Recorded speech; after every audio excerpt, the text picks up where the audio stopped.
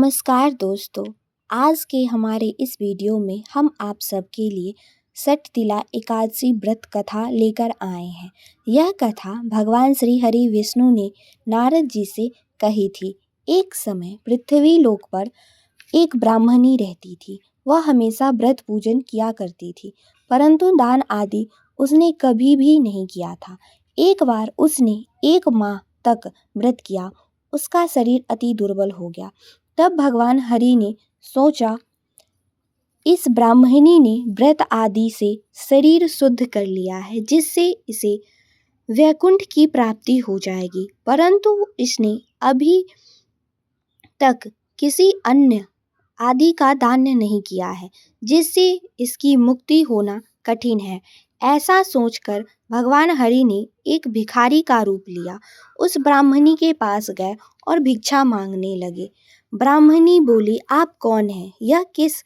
यहाँ किस लिए आए हैं? इस पर भिखारी का रूप धरे भगवान हरि विष्णु ने मौन धारण कर लिया, जिससे उस ब्राह्मणी को क्रोध आ गया और उसने मिट्टी का एक ढेला हरि के भिक्षा पात्र में डाल दिया।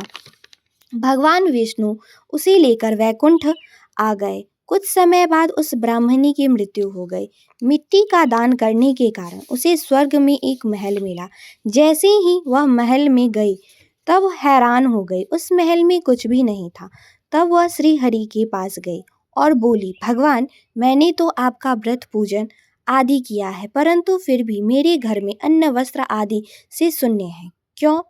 इसका क्या कारण है? इस प्रकार श्री भगवान हरि विष्णु ने कहा कि तुम अपने महल में जाओ और दरवाजा बंद कर लो। कुछ समय बाद तुम्हारे पास देव कन्या आएंगी। तुम उनसे षटतिला एकादशी व्रत पूजन विधि महात्म सुनना और उसके बाद ही दरवाजा खोलना। उस ब्राह्मणी ने ऐसा ही किया। जब देव कन्याओं ने उसे षटतिला एकादशी व्रत पूजन महात्मा आदि बता दिया, तब ब्राह्मणी ने उसे दरवाजा खोला। देव कन्या ने देखा कि वह ब्राह्मणी अभी भी मनुष्य रूप में है। तब उस ब्राह्मणी ने देव कन्या के कहे अनुसार षटतिला एकादशी का व्रत पूजन किया, जिससे वह अति रूपवती हो गई और उसका महल अन्न आदि भंडारों से भर गया। जय श्री हरि विष्णु। जो भी षटतिला एकादशी व्रत कथा सुनता है, उसके धन्य धान आदि संपदा बनी रहती है।